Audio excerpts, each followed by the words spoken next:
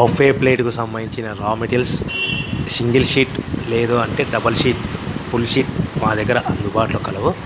So ఎవరైతే మా దగ్గర కొత్త మిషన్ కొంటారో వారికి మాత్రమే రా మెటీరియల్ సదుపాయం కలదు.